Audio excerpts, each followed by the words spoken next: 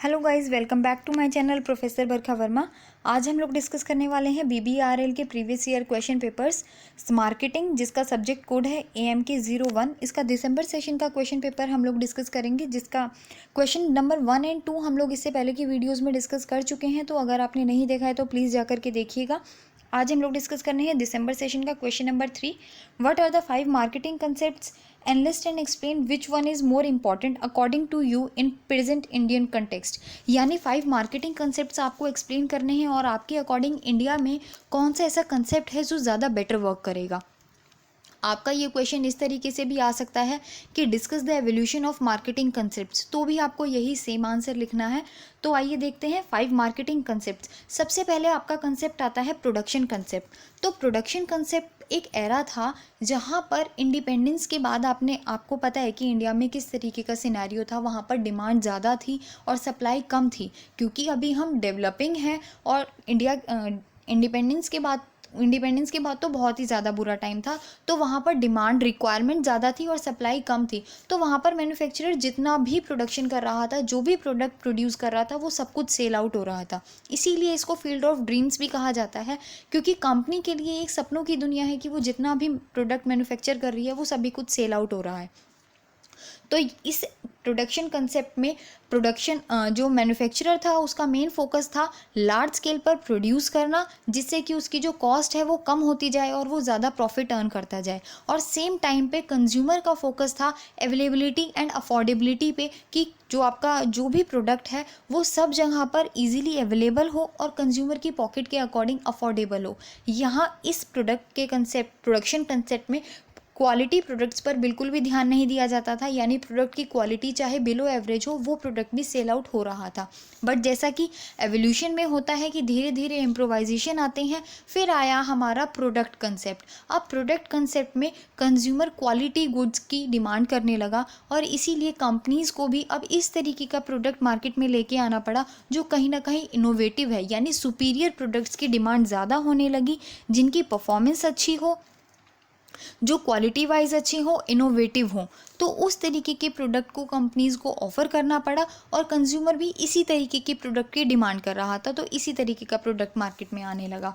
फिर आया हमारा सेलिंग कंसेप्ट। सेलिंग कंसेप्ट में अग्रेसिव सेलिंग फॉलो होती थी। अग्रेसिव सेलिंग का मतलब है, जैसा कि आपने देखा होगा कि जो अमेज़ॉन की वेबसाइट है, फ्लिपकार्ट है, ऐसे बहुत सारी वेबसाइट्स हैं जो अपना प्रमोशन इस तरीके से करती है कि दिवाली सेल आ गई, Rakshabandhan sale, Holi sale, independence sale. तो ये लिमिटेड टाइम पीरियड के लिए होता है कि कंज्यूमर को ऐसा लगता है कि अगर हमने इस टाइम पर अगर ये सामान नहीं खरीदा तो कहीं हम इस अपॉर्चुनिटी को मिस ना कर दें। तो यही होती है अग्रेसिव सेलिंग, कि उस टाइम पर आप अपना प्रोडक्ट इतना ज़्यादा प्रमोट करते हैं कि एटलीस्ट एक बार तो कंज्यूमर आपकी वेबसाइट को ज़रूर विजिट करता है और कुछ ना कुछ तो परचेज करता ही है। तो यही होता है सेलिंग कंसेप्ट। सेलिंग कंसेप्ट में आप अपने प्रोडक्ट को इतना ज़्यादा अग्रेसिवली प्रमोट करते हैं, इतना ज़्यादा आपका प्रमोशन पर ध्यान होता है कि एटलीस्ट आपके प्रोडक्ट को कंज्यूमर एक बार तो ज़रूर खरीदता है।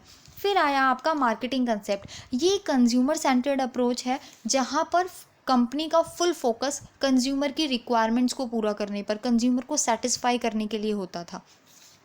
इसमें सबसे पहले कंज्यूमर की डिमांड के बारे में पता लगाया जाता था, देन उसके अकॉर्डिंग प्रोडक्ट मैन्युफैक्चर किया जाता था। प्रोडक्ट मैन्युफैक्चरिंग के बाद उसे सेटिस्फाई करने के बाद कंपनी प्रॉफिट अर्न करती थी। अब कंपनी का मेन एम तो यही है कि वो प्रॉफिट अर्न करे, बट यहाँ पर प्रॉफिट अर्न करती थी कंज्यूमर को सेटिस्फाई करके। यानी क्वालिटी प्रोडक्ट्स भी प्रोवाइड करती थी, बहुत सारे ऑफर्स भी प्रोवाइड करती थी, और देन कंज्यूमर को सेटिस्फाई करने के बाद कंपनी प्रॉफिट अर्न करती थी। तो यहाँ पर एक कंज्यूमर सेंटर्ड अप्रोच थी जिसको कंपनीज फॉलो कर रही थी। अब आता है हमारा सोसाइटल कंसेप्ट। सोसाइटल कंसेप्ट्स में हमारी 3 अप्रोचेज़ हैं। सबसे पहले हम कंज्यूमर को सेटिस्फाई करते हैं, देन हम अपनी कंपनी के प्रॉफिट्स के लिए सोचते हैं। अब एक नया कंसेप्ट इसमें ऐड हुआ है, दैट इज़ सोसाइटल कंसेप्ट। यानी अब हम अपनी सोसाइटी के वेलफेयर के लिए भी सोच रहे हैं।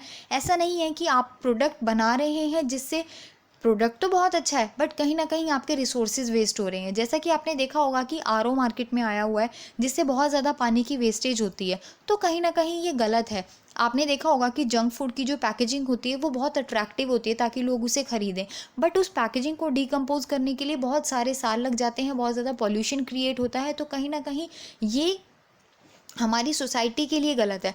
तो इस तरीके का प्रोडक्ट मार्केट में लेकर आना जो आपकी सोसाइटी को भी सर्व करे, आपकी सोसाइटी के लिए भी बेनिफिशियल हो, कंज्यूमर को भी सेटिस्फाई करे और आपकी कंपनी को भी प्रॉफिट दे। तो यही इस अप्रोच को यूज़ करके हम आगे बढ़ सकते हैं। तो इसी कंसेप्ट को कहते हैं हम सोसाइटल कंसेप्ट।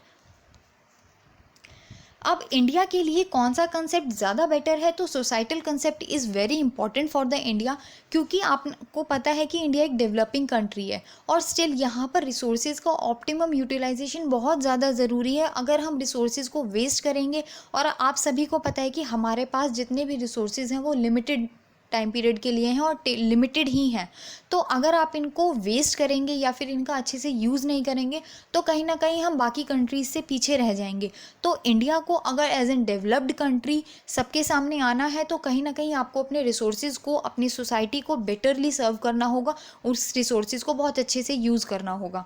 तो सबसे ज़्यादा it encouraging developing products to serve society and country in long run. अगर आप लॉन्ग रन में काम करना चाहते हैं कि आपकी कंपनी लॉन्ग रन के लिए बनी रहे, तो डेफिनेटली जब आप सोसाइटी के लिए काम करते हैं, सोसाइटल कैंपेन्स खोलते हैं, ट्रस्ट में आप डोनेशंस वगैरह देते हैं, तो आपकी एक बहुत ज़्यादा पॉजिटिव ब्रांड इमेज बन जाती है जो कि इंटरनेशनली भी आपको बहुत ज़्यादा हेल्प करती है।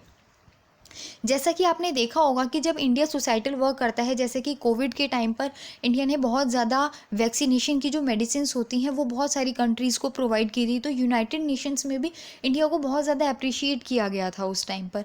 तो कहीं ना कहीं ये सोसाइटल वर्क जो है ये आपको बिजनेस लेवल पर भी और आपकी इमेज के लेवल पर भी आपको बहुत ज़्यादा बेनिफिट पहुंचाता है। तो आपको सोसाइटी के लिए काम करना चाहिए। देन आता है आपको डेफिनेटली जब आप सोसाइटी के लिए भी काम कर रहे हो तो आप पॉपुलर भी अपने आप हो जाएंगे। आपका प्रोडक्ट कंज्यूमर को सेटिस्फाई कर रहा है, आपकी सोसाइटी को भी सर्व कर रहा है, तो डेफिनेटली सेम टाइम पीरियड पर आपकी कंपनी की ब्रांड इमेज भी होगी और आप बहुत ज़्यादा प्रॉफिट भी अर्न करेंगे। तो यही होता है सोसाइटल कंसेप्ट, जब आप अपनी सोसाइटी के लिए भी सोचते हैं और अपने कंज्यूमर्स के लिए भी सोचते हैं। तो इसी को फॉलो करना इंडिया के लिए बहुत ज़्यादा ज़रूरी है, क्योंकि जब आप इंटरनेशनल लेवल पर काम करते हैं तो आपको इन सभी चीज़ों को ध्यान रखना होता है। अगर आपको इस क्वेश्चन में कहीं भी कोई प्रॉब्लम है तो आप कमेंट सेक्शन में मेंशन कर सकते हैं और अपने सजेशन लाइक शेयर सब्सक्राइब करना ना भूलें। Thank you.